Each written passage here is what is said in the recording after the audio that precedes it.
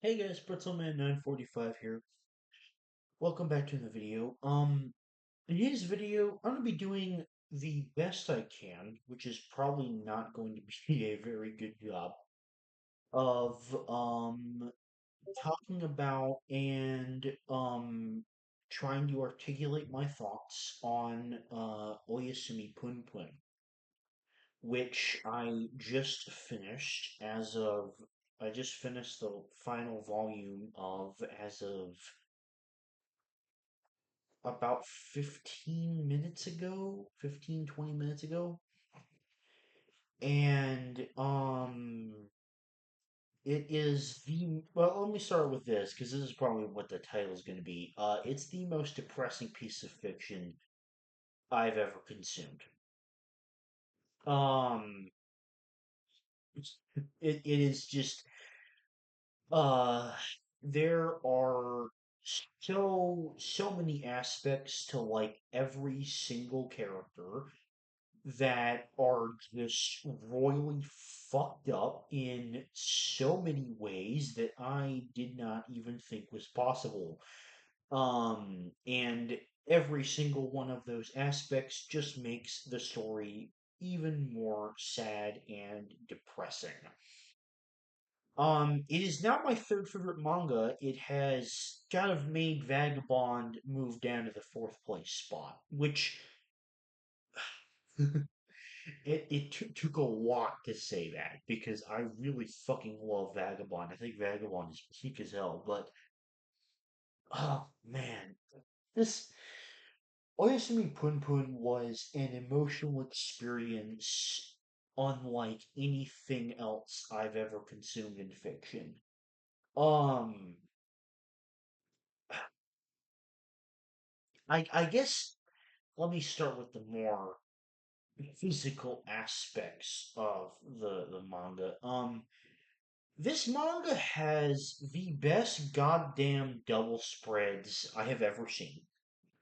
And it's not even close. Like, not even close. Seriously, not even close. Obviously, the pictures that I have on my phone here would not do it justice, and actually, yeah, no, there's no point in trying to do that. Because I think it would just ruin the experience. Um, there were so many times when I would just be flipping through the pages, and then boom, I see like this absolutely beautiful double spread of like a landscape shot or a cityscape shot or two characters walking or watching the sunrise or the night sky. And this Punpun just does it way better than any other manga I've ever read because there are just so many of them. They have such a variety in scenery, and they always come when I am least expecting it, which makes the impact that that much more felt. And along with that, 90% of these double spreads have no dialogue. So, of course, the incredible art is just able to take an easy advantage of the also incredible visual storytelling in just a brilliant combination that makes these double spreads so incredible. Um, and speaking of which, the art in this manga is just absolute. It's incredible. The amount of detail in a single, like, even a small cityscape panel while it's raining is just ridiculous. This might have the most beautiful detail of any manga I've read so far. And also, the paneling is just fantastic. Everything seems. It's not my favorite paneling I've ever seen because I don't know if anything will ever top 20th Century Boys in that aspect, but um, the paneling is just amazing. Like, uh, there are so many unique sequences with just like crazy looking channeling that I've never seen anything done even close to before. And honestly, punpun might get second place in terms of the paneling. Like, even though it doesn't beat 20th Century Boys, it probably does get second place out of all the manga I've read. Um,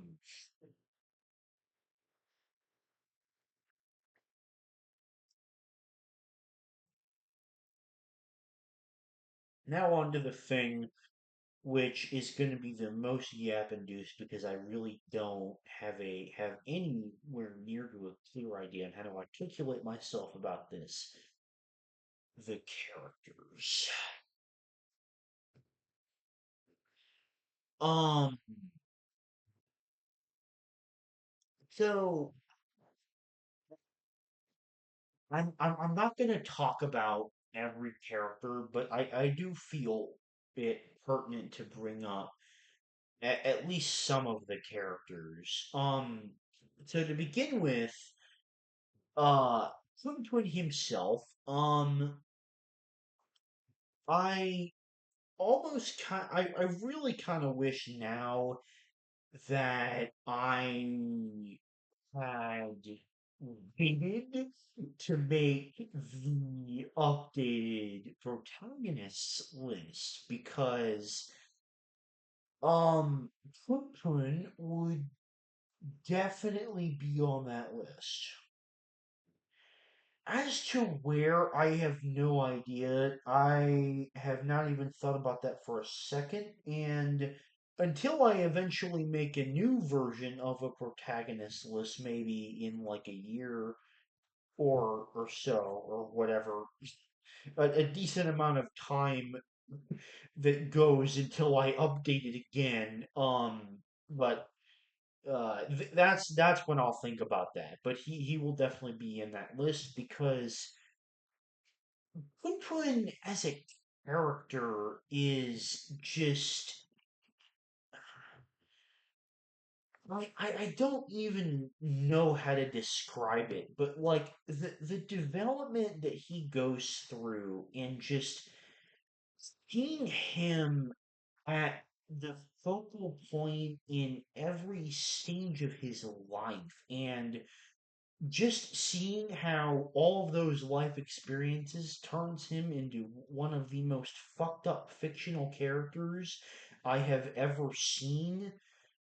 Um, it was just, oh man, um, it was just, it was an experience that was truly unlike any other. Um, and also like the whole idea of Punpun being drawn as like these childlike illustrations for large parts of the story is such a fascinating idea. And the way that seems to like connect with all the different characters and the way that you can see how like which characters are drawn this way is done that way versus like a normal human drawing and kind of like slowly being able to see Punpun's bodily features slowly become more and more human as the story goes on means that like the way that that kind of is an analogy into how I think that I don't even know where I'm going with this, but like I just think it's really interesting the way that that kind of progresses and we can almost see the what he looks like. Um Another character I want to talk about is my personal favorite character in the story, and that is Yuichi. Um, because first off, he is an uncle character, so if you remember what I said about Kenji in the protagonist's video and the fact that he's an uncle, that is definitely a big part of why um he is my favorite character, and it's probably the majority reason, to be honest, because as I mentioned about Kenji, uncle characters, because I am one myself, I just have a deep resonance and like I feel like emotional connection to in terms of fictional characters. But also like Yuichi's backstory in volume 3 or 4, I can't remember which one it is. Yuichi's backstory, that might be one of the best ones in all of fiction I've ever seen. And no, that list is never happening, but um the it was very clear that he had a lot of trauma in his past, but holy moly, I was not prepared for all the shit that was in his past. I'm not going to spoil it. I know I do normally spoil most everything. That's mostly the policy on this channel. But the reason that I'm not going to do that, in this case with Punpun, for three reasons. Number one, I believe that Yuichi's like backstory is one of the most powerful and just insane parts of the story, period. Number two, I believe all of Oyasumi Punpun is just this emotional experience that needs to be experienced like 100% blind, like I did. So therefore, I will not be spoiling specific details of it. I'm just gonna try and do like a general outline. But also number three, I don't think I'm gonna do a very good job of describing what was so like powerful and insane about it in the first place.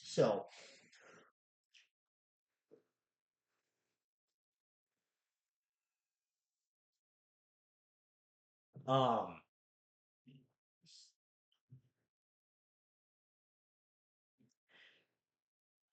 so Yuichi's whole thing about his whole backstory,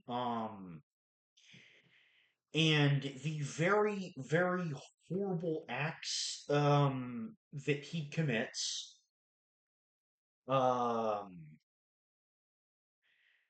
and kind of his struggle with like reforming and like the way that meeting the right person, Midori in his case, kind of helped him break out of that.